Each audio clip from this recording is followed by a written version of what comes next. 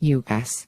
Treasury campaigning for amplified powers to chase crypto overseas. A top official has asked members of Congress for new laws to extend the Treasury's crypto reach beyond its existing enforcement and sanctions abilities. The U.S. Department of the Treasury has been pushing for lawmakers to grant it extended powers to battle illicit finance using crypto. One of the government's requests is for special jurisdiction over non-U.S. stablecoin issuers such as Tether. The U.S. Department of the Treasury is pressing lawmakers for a new set of powers that would give the government unprecedented enforcement and sanctions authority over the crypto sector, including the ability to roam well beyond American borders and get involved with transactions that don't involve its citizenry. Deputy Secretary of the Treasury Wally Adeyemo has lobbied senior members of Congress with a proposal, mapped out in writing, that he called a set of common-sense recommendations to expand our authorities and broaden our tools and resources to go after illicit actors in the digital asset space, according to excerpts from a speech he set to deliver on Wednesday in Washington. Modes of raising and moving money continue to evolve, and many of our authorities have not been updated in decades, according to the Treasury document sent to lawmakers and obtained by CoinDesk.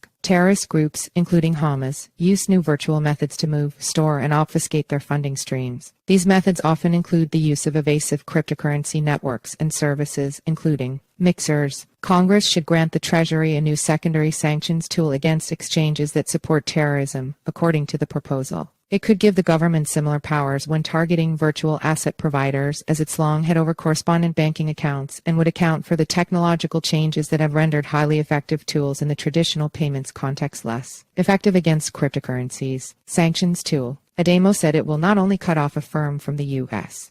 financial system, but will also expose any firm that continues to do business with the sanctioned entity to being cut off from the U.S.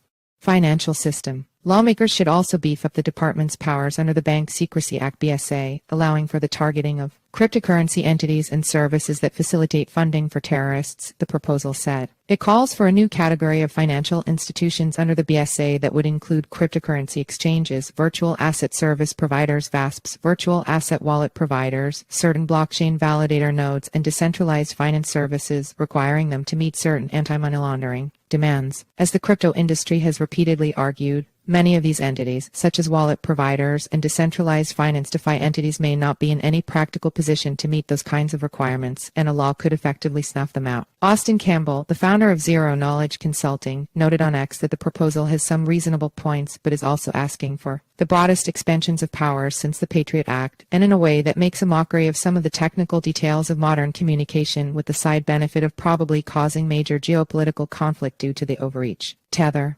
The government is also apparently looking for power over Tether, the issuer of the biggest stablecoin, USD, and its ilk. Legislation could explicitly authorize OFAC to exercise extraterritorial jurisdiction over transactions in stablecoins pegged to the USD or other dollar-denominated transactions, as they generally would over USD transactions, the proposal suggested, giving a reach into transactions that the document notes involve no U.S.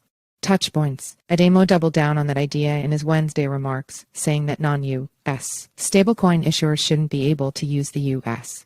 dollar without procedures to prevent terrorists from abusing their platform. This Treasury campaign cites reports on the crypto funding efforts from Hamas, made especially relevant in the context of that group's recent attacks on Israel, but the brief mention doesn't note that aspects of those reports had later been discredited by an analysis firm that was originally cited, leaving the extent of Hamas' crypto involvement uncertain. Meanwhile, the Treasury Department is fresh off of an earth-shaking $4.3 billion settlement with Binance, which among fines to various agencies included the Treasury's largest ever corporate penalty. The agreement saddled the biggest global exchange with monitors to report the company's ongoing behavior to U.S.